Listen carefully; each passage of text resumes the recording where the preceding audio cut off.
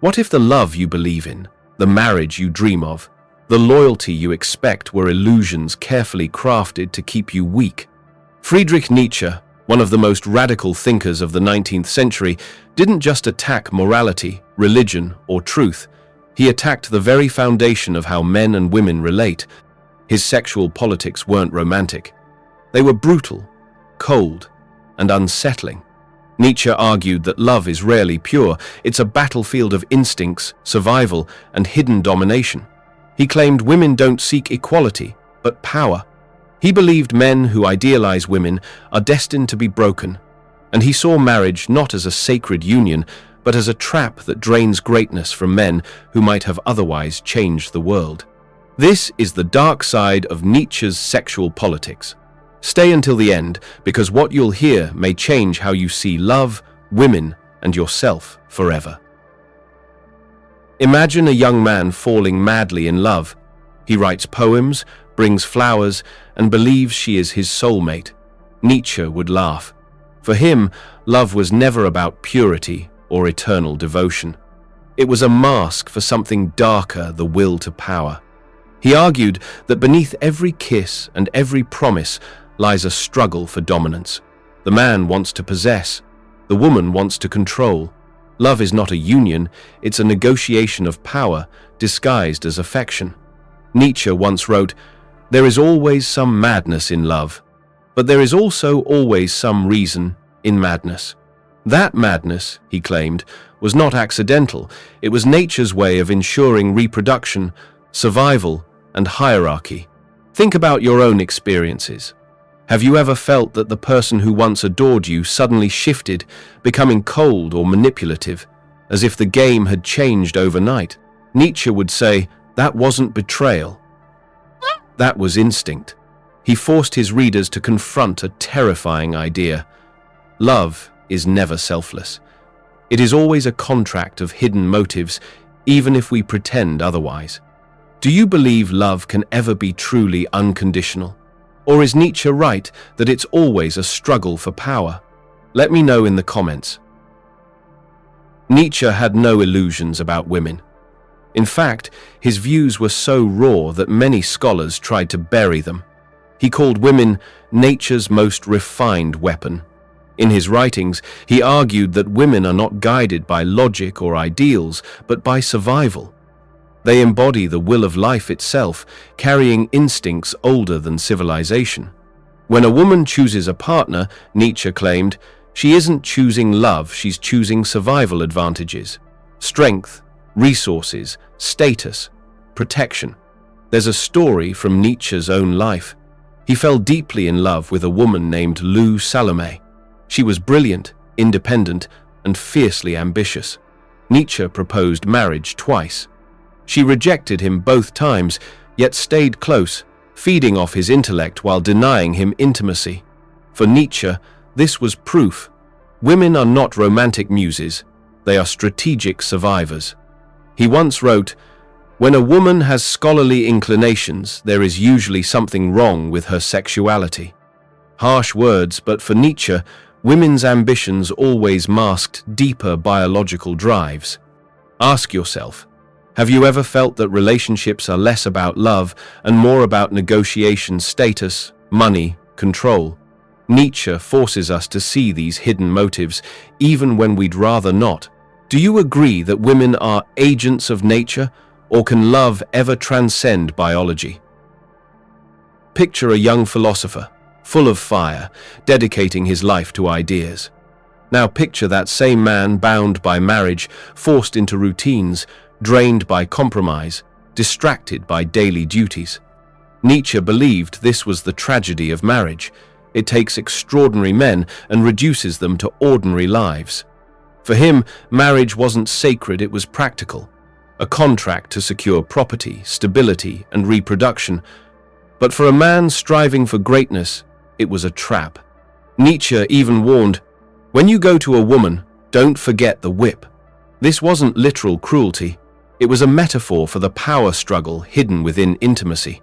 He observed that men often sacrifice their ambitions at the altar of marriage, while women use it as a ladder of survival. The union is not equal, it is exploitation dressed as romance. Have you seen great men, artists, thinkers, leaders lose themselves after marriage? Nietzsche would argue this is no accident. Marriage doesn't lift a man. It chains him to mediocrity. Do you think marriage still weakens ambitious men today, or has it evolved into something else? Share your thoughts. Nietzsche despised one thing above all: illusions. And he saw men falling into one illusion more than any other, the worship of women.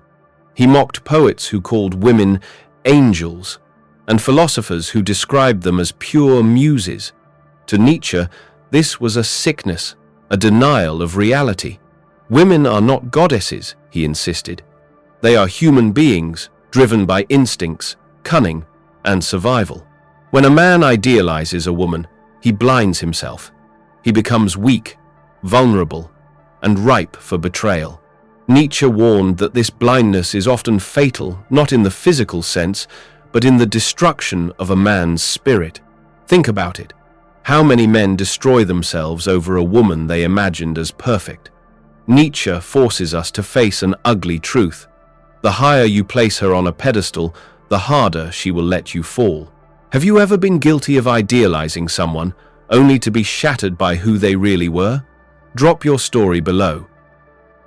Lou Salome wasn't just Nietzsche's love interest, she was his downfall.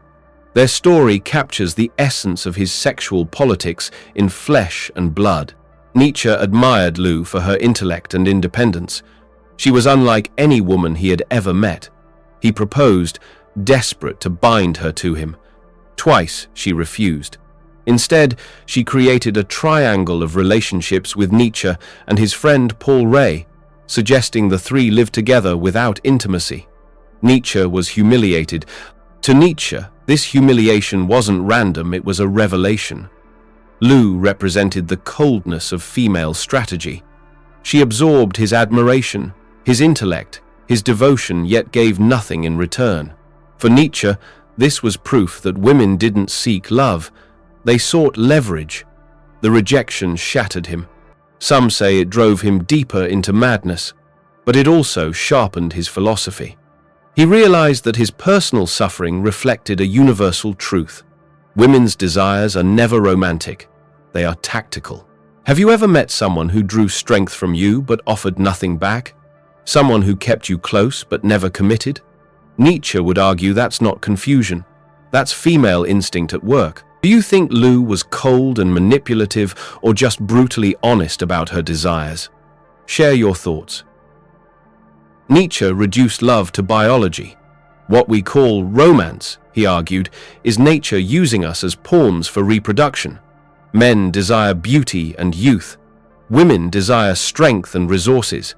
Everything else is illusion. He claimed that women are not driven by ideals of passion, but by practical instincts. To secure the best genes, the best protection, the best survival chances for their children, love is nature's camouflage for these instincts. Think about it. The romantic dinner, the passionate kiss, the whispered promise, Nietzsche would strip it all away and say, "This is biology at work." That's why he ridiculed men who clung to the idea of eternal devotion. For Nietzsche, love burns bright, not because it is eternal, but because it must be intense enough to blind us to the truth. Without that blindness, we would never fall into nature's trap. One of Nietzsche's most unsettling observations was that women wield power through weakness. Tears, silence, hysteria. These are not flaws, he argued, but weapons. When a woman cries, she disarms. When she plays fragile, she forces men to protect, defend, and sacrifice.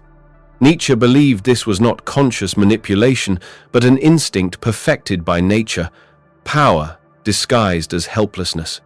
Consider how many wars, decisions, and sacrifices in history were made in the name of protecting women. Nietzsche saw this as proof. Women's weakness was their greatest strength. He contrasted this with men's struggle for dominance, which was open and visible. Women's dominance was hidden, psychological, emotional, and in that hiddenness lay its power. Nietzsche rejected the idea that men and women could ever be equal, not because he thought men were better, but because he believed the sexes play different roles in nature's game. Men seek greatness through achievement, power, and conquest. Women seek greatness through influence, survival, and control over men. Equality, Nietzsche argued, was a lie because the instincts driving both sexes were fundamentally opposed. He warned that when men try to treat women as equals, they risk blindness. They project their own drives, honor, principle, independence onto women, who operate with different instincts. This mismatch, Nietzsche believed, is the root of endless heartbreak. Do you believe equality between men and women is possible, or is Nietzsche's brutal view more realistic? Nietzsche believed that sexuality was the core of human power dynamics. For men, sexuality was direct desire for beauty, possession, physical pleasure. For women, sexuality was indirect, strategic, controlled, and often hidden. He argued that women's sexuality is not about pleasure, but about control. Desire is a bargaining chip. Intimacy becomes leverage. By offering or withholding it, women guide men's behavior, secure loyalty, and enforce dominance without ever raising a hand. This perspective disturbed even Nietzsche's peers, but he refused to soften it. He claimed men underestimate the power of female sexuality at their own peril. Do you think sexuality is more about pleasure or power? Drop your answer. Nietzsche claimed that deception was not a vice in women, it was a survival tool. He argued that women's ability to conceal their motives, feelings, and intentions was not weakness, but nature's design. Where men seek glory in truth and honor, women excel in ambiguity. Nietzsche saw this as evolutionary strategy. In a world where women were physically weaker, deception became their armor. Nietzsche often spoke of the eternal feminine. Unlike poets who used the phrase to glorify women, Nietzsche meant it as a warning. For him, the eternal feminine was not beauty or grace, it was the timeless cunning of survival. Across cultures, across centuries, women's strategies remained the same: attraction, influence, manipulation, and survival. He insisted that this wasn't good or bad, it was simply nature. But men who misinterpret it as romance, divinity, or purity set themselves up for ruin. In the end, Nietzsche didn't hate women. He hated illusions. He believed men destroyed themselves by misunderstanding women, by seeing angels where there were strategists, by seeing purity where there were instincts. His final warning was simple but devastating. If you do not understand the sexual politics of life, you will become their victim. Love, marriage, desire, all are traps unless you learn to see their hidden nature. And that's the dark side of Nietzsche's sexual politics. Before you click away, drop your thoughts in the comments. Do you agree with Nietzsche's brutal truth, or do you think he went too far? Don't forget to like, subscribe to Ecliphos, and share this video with someone who still believes in fairy tales. Because the game of love was never innocent, and now you know the rules.